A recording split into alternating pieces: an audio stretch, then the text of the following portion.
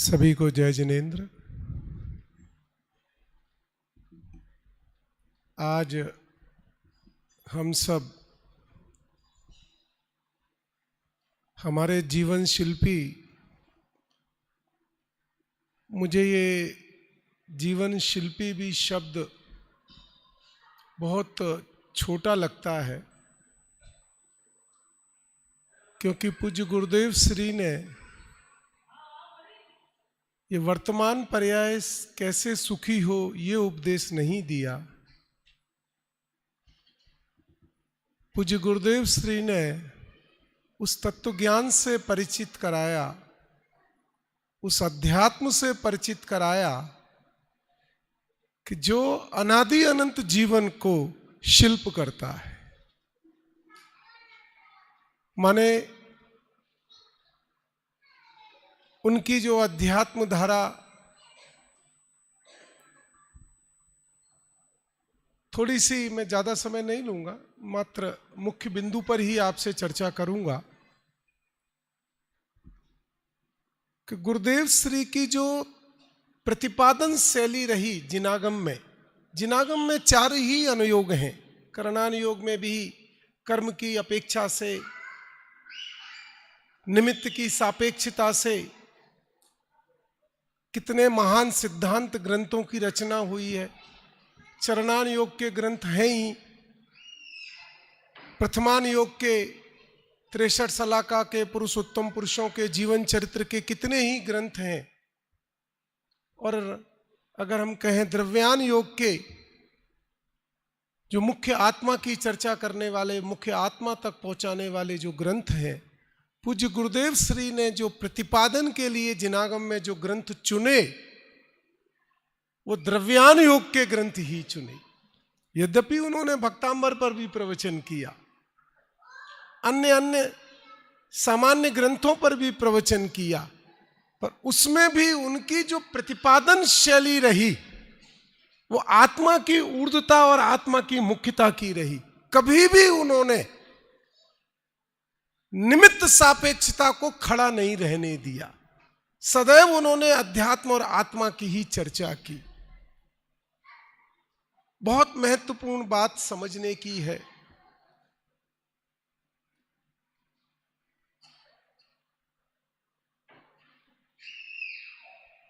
अनंत बार तीर्थंकरों के पास जाकर के भी, अनंत बार स्वयं मुनि दीक्षा धारण करके भी, अनंत बार 11 अंग और 9 पुरु के ज्ञान के धारी हम सब स्वयं होकर के भी किस चीज से हम वंचित रहे? क्यों हमारा निर्वाण नहीं हुआ? क्यों हमें सुख की प्राप्ति नहीं हुई? क्यों हमारे जन्म मरण का अभाव नहीं हुआ? गुरुदेव श्री ने मात्र उसी चर्चा को किया, दूसरी कोई चर्चा नहीं की। सारा जगत पाप से डरता था, पुण्य के लिए दौड़ता था। किसी तरह से ये भव सुंदर हो जाए, अगला भव अच्छा हो जाए। गुरुदेव श्री ने पाप से डरने की बात नहीं की। उन्होंने कहा अगर डरना है, अगर कोई इस आत्मा का शत्रु है तो वो मिथ्यात्व है, पाप नहीं है। उन्होंने मिथ्यात्व पर चोट किया, और मिथ्यात्व का अर्थ है आत्मा के स्वयं का अज्ञान, पर को अपना कर्ता मानना, अपने को पर का कर्ता मानना। ये पूज्य गुरुदेव श्री ने सारी जिंदगी अपने सारे उद्बोधन में इसी बात की मुख्यता की। अगर कोई आत्मा का शत्रु है तो वह मिथ्यात्व है। पुण्य पाप आत्मा के शत्रु नहीं है, वो मात्र आत्मा की भूमिका में उत्पन्न होने वाले ज्ञेय पदार्थ है, ज्ञेय धारणा है, और कुछ भी नहीं है। कितनी करुणा थी उनके अंदर इस बात को प्रतिपादन करने की। जब वो जीवों को देखते थे तो वो ऐसा नहीं देखते थे कि ये पापी जीव है, ये पुण्यात्मा जीव है, ये पूजा पाठ करता है इसलिए ये भला है, और ये पूजा पाठ नहीं करता है, ये संयम आदि का पालन नहीं करता है इसलिए ठीक नहीं है। वो ये नहीं देखते थे, वो ये देखते थे कि दोनों ही आत्मा के अज्ञानी हैं, दोनों ही स्वभाव से वंचित हैं। सदैव उनकी करुणा इस बात की रहती थी कि इस जीव को किस तरह से अपने स्वभाव का ज्ञान हो जाए। और वही करुणा उनके जितने भी प्रवचन हैं, हर प्रवचन में यही करुणा झलकती है।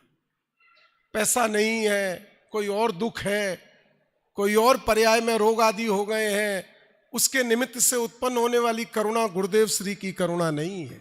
उनकी करुणा तो ये है कि इसके हाथ से अगर ये वर्तमान का मनुष्य भव निकल गया, अगर इस मनुष्य भव में इसने आत्मा को नहीं जाना, अपने स्वरूप को नहीं पहचाना, मिथ्यात्व का अभाव नहीं किया, भले ही एक गति अच्छी हो जाए, उसके बाद अनंत अनंत अनंत अनंत अनंत अनंत अनंत अनंत काल में जन्म मरण जन्म मरण जन्म मरण जन्म मरण जन्म मरण जन्म मरण यही करता रहेगा।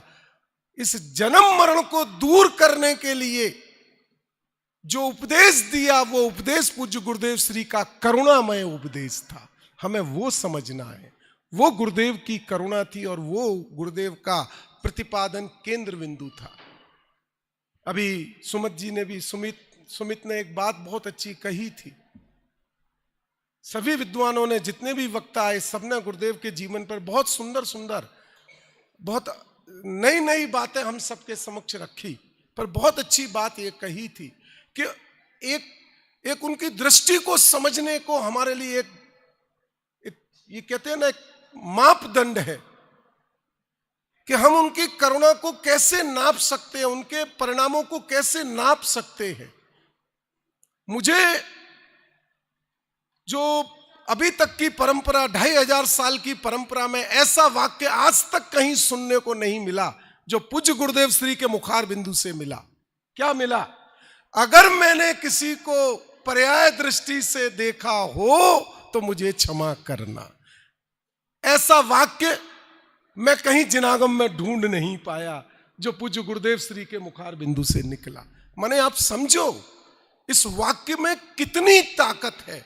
वो हमको मनुष्य नहीं देखते थे, वो त्रियंच को त्रियंच नहीं देखते थे, वो चीटी को चीटी नहीं देखते थे, वो पापी को पापी नहीं देखते थे, वो पुण्यात्मा को पुण्यात्मा नहीं देखते थे। वो सबको क्या देखते थे? एक आत्मा देखते थे। और जो सबको एक आत्मा देखेगा उसके अंदर में साम्य भाव, वीतराग भाव स्वतः उत्पन्न होता है। वो उत्पन्न करने के लिए कुछ विचार और पुरुषार्थ नहीं करना पड़ता है। इसलिए हम कहते हैं ये तो उनकी अंतरंग निर्मलता, अंतरंग कोमलता, अंतरंग करुणा थी। और इसी को उन्होंने स्वयं जगत के सामने रखा।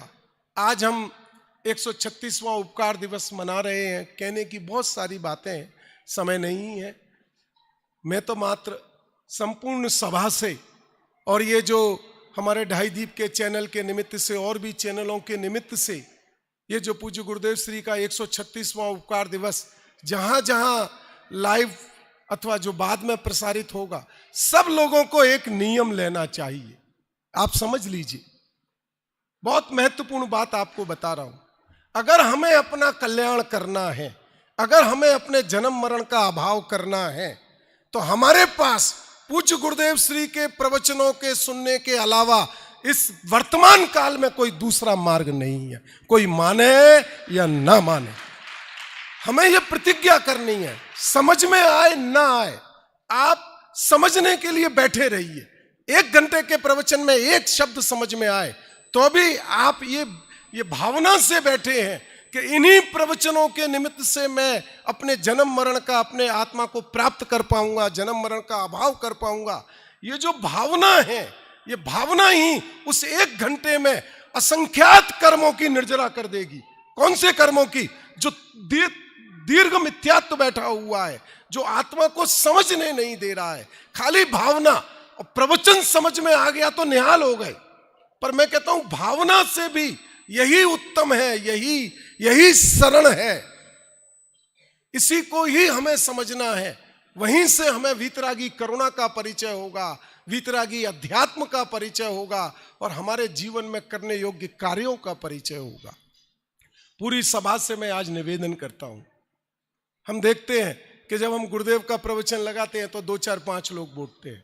मैं आज हमारे यहाँ के सब वार्डन लोगों से भी बोलता हूँ, जितने भी हमारे यहाँ ढाई द्वीप में भी शास्त्री विद्वान जितने भी हैं, मैं सबसे भी विनम्र निवेदन करता हूँ कि जब पूज्य गुरुदेव श्री का प्रवचन ढाई द्वीप में चले या जहां भी चले, आप आकर के बैठो।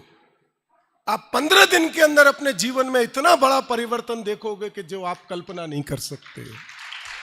मैंने डॉक्टर प्रवीण जी से भी कहा कि हमारे ढाई द्वीप के बच्चे जो हैं, इनको पूज्य गुरुदेव श्री के प्रवचन की शैली समझने की आदत डालो।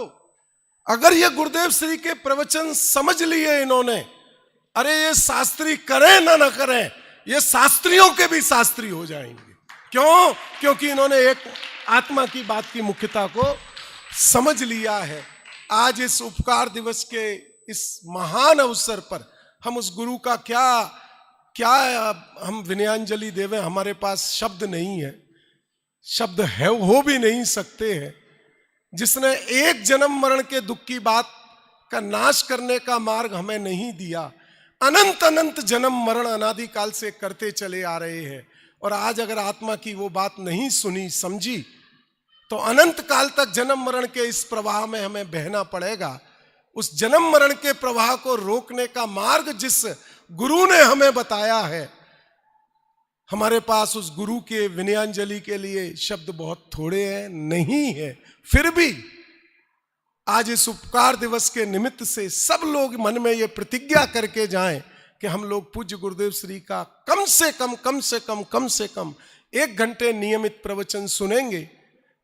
मैं निश्चित तौर पर आपसे कह सकता हूं, जिनेंद्र भगवान की साक्षी मैं कह सकता हूं कि हमारा भव का अंत निकट है। हम जल्दी से ही सब लोग सिद्धशिला में पहुंचेंगे।